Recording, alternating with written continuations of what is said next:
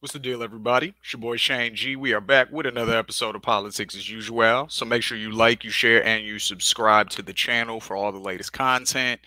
Um, what I want to talk about today, I'm just reacting to a video that I saw from two brothers and double meaning there.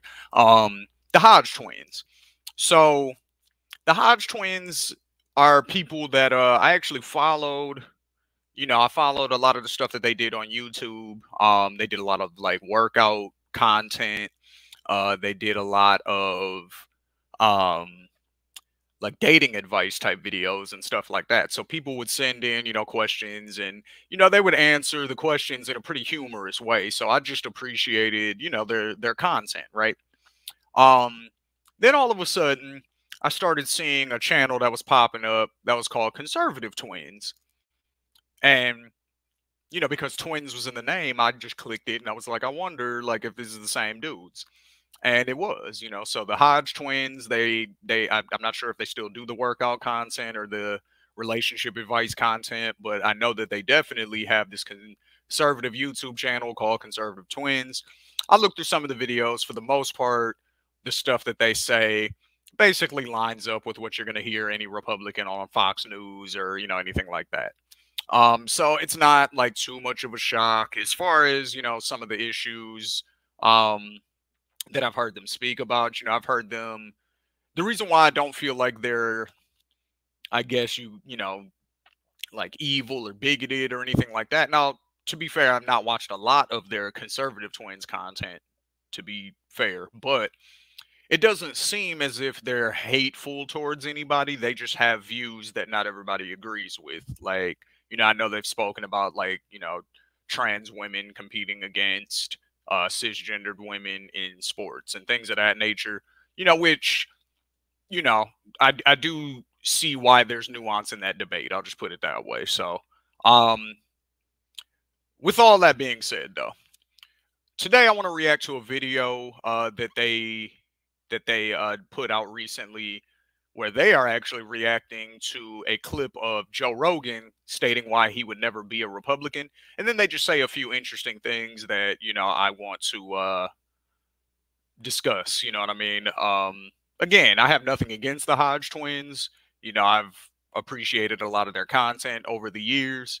Um, but again, I'm one of those people where if you say something, it's got to be factual. Otherwise, I'm here to debunk mistruths and misinformation, if you will. So, with all that being said, let's pull up the clip of the Hodge twins, aka the conservative twins, speaking about Joe Rogan and him denouncing the fact that people call him a Republican. Show for y'all. Got a damn good show. Joe Rogan's had enough. He's tired of being labeled a Republican, a conservative. Check him out. There's a bunch of shit that keeps you from being a Republican. Yeah. But that's one of the, like, people will say like, oh, you're a secret conservative. Like, you could suck. I don't know what the fuck you're talking about. I'm so far away from being a Republican. Yeah. Just because I believe in the Second Amendment and just because I support the military and just because I support police. Yeah. Like, I was on welfare as a kid. I think it's important. I think having a social safety net is great. crucial. Yes. It's crucial. Yeah. We should help each other. We're supposed to be one big community. I hate to break it to you. If you are for the military, you support police, and you're for the Second Amendment, that makes you a Republican. There's no such thing as a Democrat who supports those three things. Yeah. All right. So you heard what he said. There's no such thing as a Democrat who supports the Second Amendment, who supports the military, or who supports police, right? He said there's no such thing as a Democrat who supports those things. Now, I will not be hyper literal in that sense of saying that they believe that literally zero people who identify as being a Democrat or left leaning or whatever, because that's what I really feel like they mean. I feel like they're using Democrat and Republican in the sense of left and right, not truly what Democratic politicians do and what Republican politicians do. But like if you ask the average person, the average voter, I think that's what he's talking about. So, what I want to say is, of course, I have articles here that we're going to go over just to, pretty much dispel everything that was said right there. As far as Democrats not supporting the Second Amendment, not supporting police, and not supporting the military. And again, I do not self-identify as a Democrat. I self-identify, you can say leftist, you can almost say socialist. You know what I mean?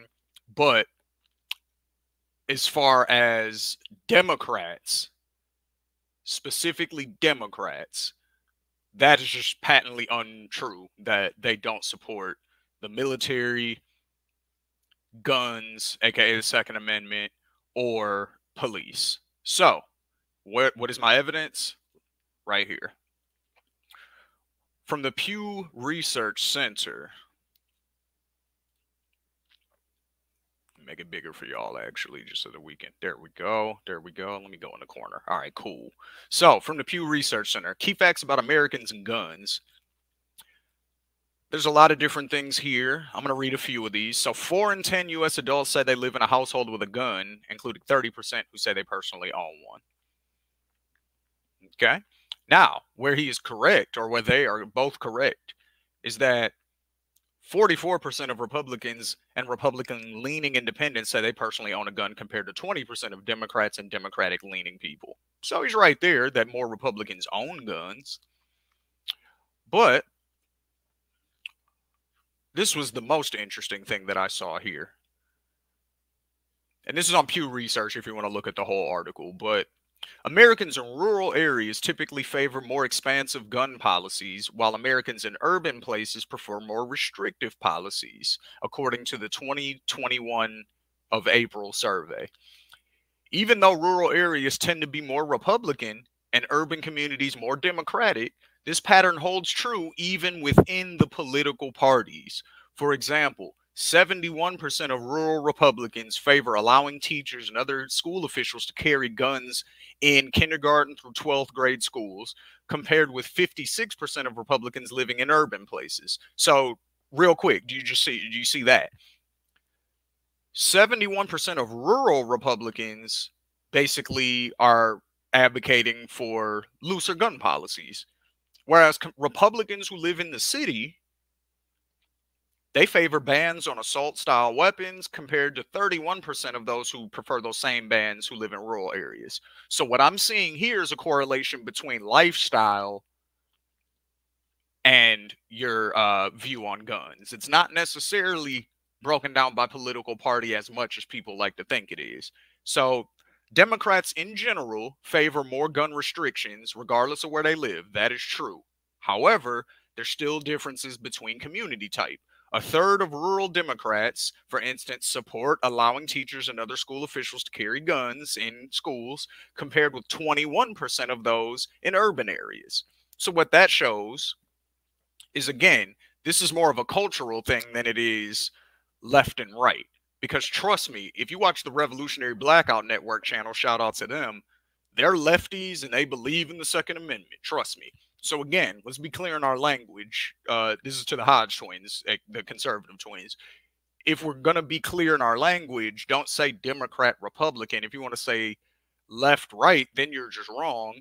Even if you break it down by Democrat, Republican, according to this, there's still more than a third of Democrats, or about equal to a third of Democrats, who support allowing teachers to carry guns in schools in rural areas. So again, let's think of it as more of a cultural thing. Rural people tend to be more, funny enough, liberal on gun policies, whereas urban people who live in, cities and highly populated areas, they prefer more gun restrictions. And that is across political lines. Doesn't matter if you're a Republican or a Democrat. If you live in the country, you're probably in favor more of guns and open, gun laws and non-restrictions versus somebody who lives in the city. So that's the most important thing that I found on this particular study. But again, if you want to look it up, the article is called Key Facts About Americans and Guns. And this is on Pew Research Center. So we can move on.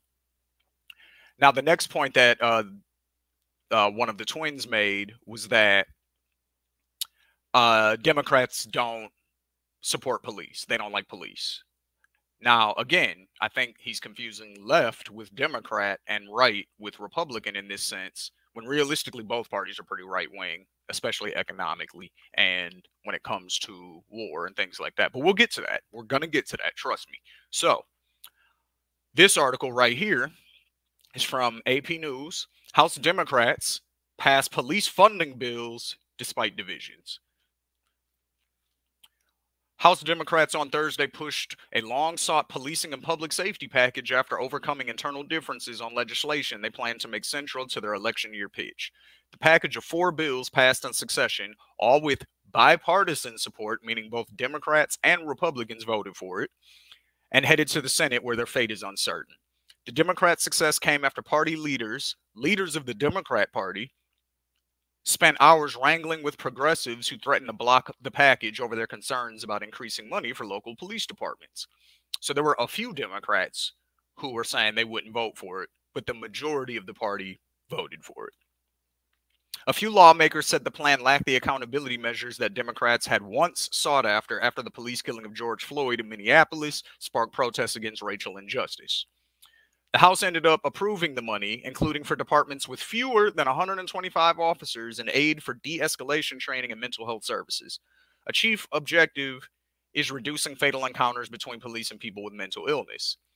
Other parts of the package would provide money for enhanced community violence intervention, a priority for progressives, and technology investments to help local investigators close unsolved cases, especially those involving gun crimes. The bottom line is, you can't cut it or defund your way to safer communities and better police departments, said Representative Josh Gottheimer, Democrat out of New Jersey and one of the lead negotiators. It's about investing to protect. We must always have the backs of those who risk their lives every day to protect us. Despite the opposition from some liberals, there was support from top progressives, Representative Pramila Jayapal, Democrat out of Washington, and Ilhan Omar, Democrat out of Minnesota, who had negotiated with Gottheimer, a moderate. Representatives Joyce Beatty of Ohio, who leads the Congressional Black Caucus, and Hakeem Jeffries of New York, the Democratic Caucus chairman, facilitated a number of the conversations after it was clear in recent days that progress would be made. We don't have to read the rest.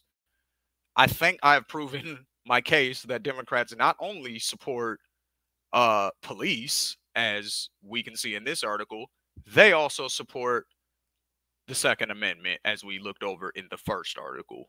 So now the last thing that I want to review with everybody, and this article is from rollcall.com. Debt limit package passes the House and heads to the Senate. Well, what's in this package? And who voted for it? The House passed a bill Wednesday night to suspend the debt limit past the 2024 elections, sending to the Senate a bipartisan package designed to avert a financial crisis when borrowing authority runs out next week.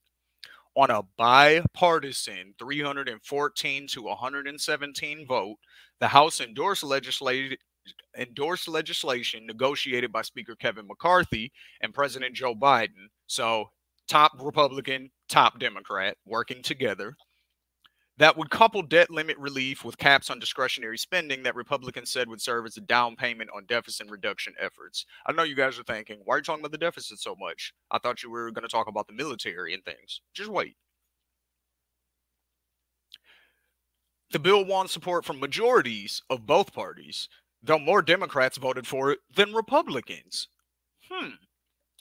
Republicans voted 149 to 71 for the bill, while Democrats voted 165 to 46. So, those are the numbers. What's in the bill?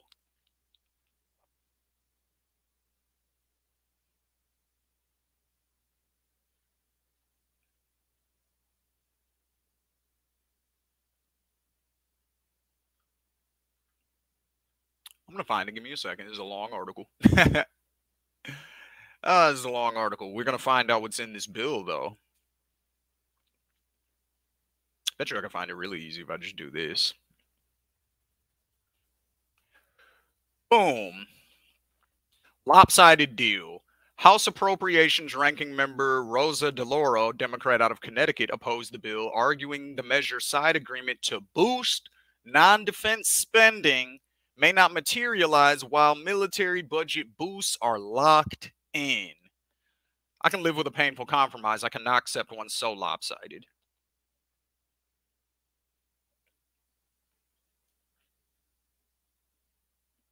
The bill will provide for automatic cuts to discretionary spending if Congress does not appropriate below the limits in fiscal 2024 and fiscal 2025. Spending cap continues from 2026 to 2029, but they are enforced only by budget rules, which lawmakers could waive by majority vote.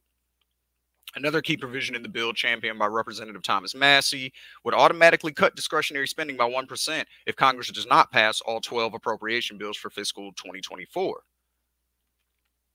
It was a key selling point for Massie, typically a staunch fiscal conservative, to support the debt limit measure, as well as other outspoken conservatives like Rep. Marjorie Taylor Greene.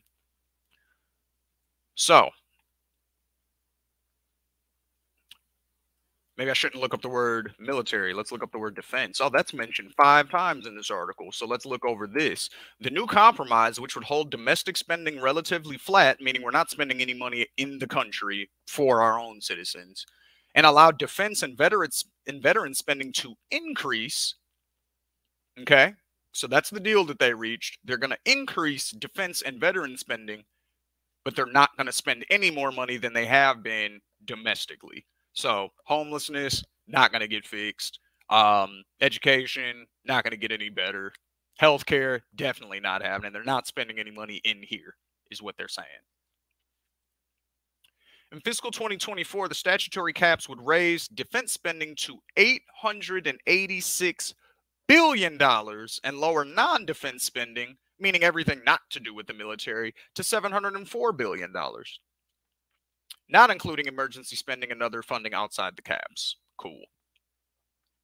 The caps would technically cut overall base discretionary spending by $1.59 trillion in 2024 from $1.602 trillion this year. So what they're doing is, yes, they are spending or saving money, but how they're saving the money is by lowering the amount of money that they're spending in the country and raising the military budget to $886 billion. Do you guys remember what the military spending was at the height of the Iraq War? If my numbers are correct, it was about $250 billion. That was at the height of the Iraq War. Even taking inflation into account. $886 billion. How many homeless veterans do you know? That's all I'm saying. However, actual non-defense appropriations next year may roughly equal spending this year. Yeah. So here we go. That's that. So, in conclusion, the Democrats clearly support the military. They're passing bipartisan bills with majority Democrat votes that are increasing military spending to $886 billion this year. So, saying that the Democrats don't support the military just is not backed up by facts. Saying that the Democrats do not support police, again, not backed up by facts according to the type of bills that they're actually passing. Democrats don't like guns. I think that's the best point that you've made, actually, speaking to the Hodge twins once again. That's actually the best point that you could have stuck with in the video, because that's the most lopsided. The most lopsided figures are between Republicans and Democrats, but I would encourage you to also, again, look culturally. More people in cities see more gun deaths. They hear about more gun deaths. So, of course, people who see people dying are going to want the cause of their death to be lessened. Mass shootings, things of this nature, like these typically happen in heavily populated areas, whereas in rural areas, most people are just hunting or,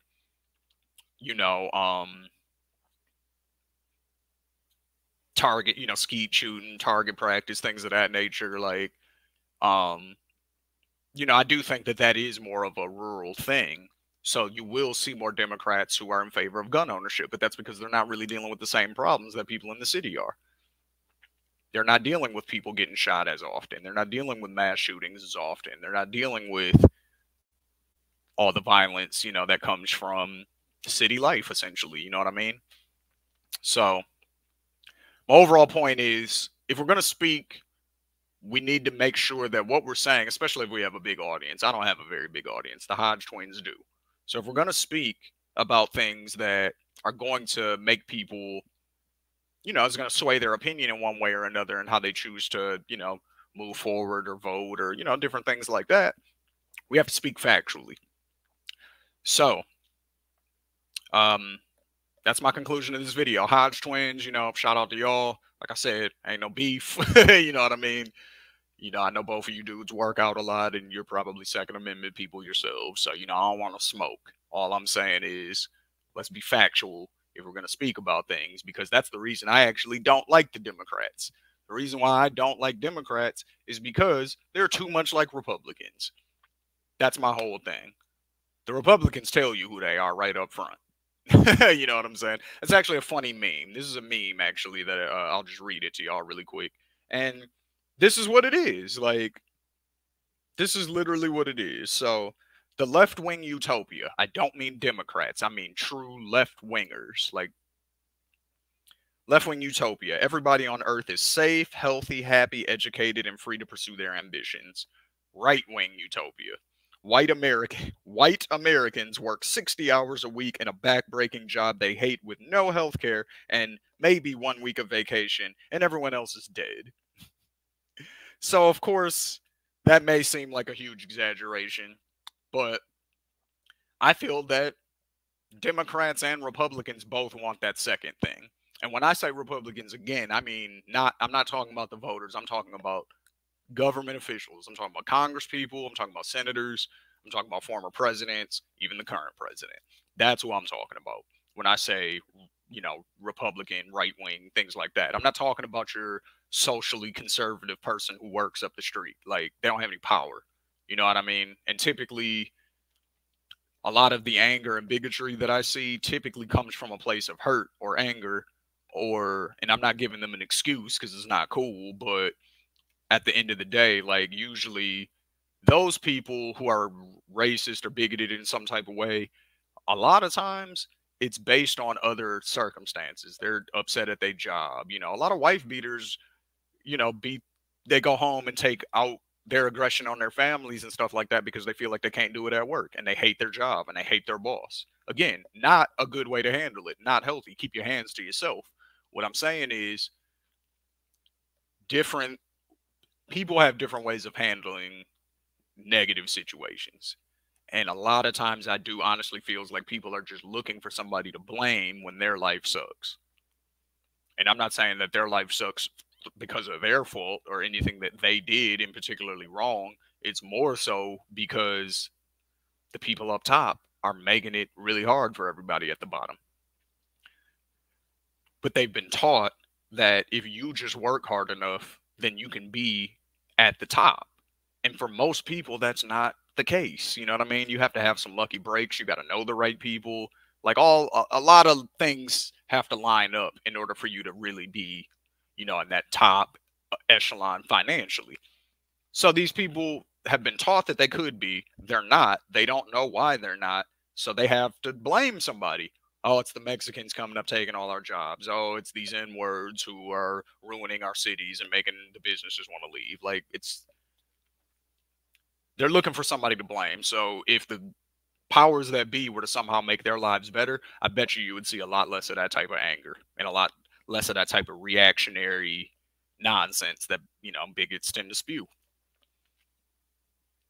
So, once again, Hodge twins, let's be accurate when we're speaking. All right?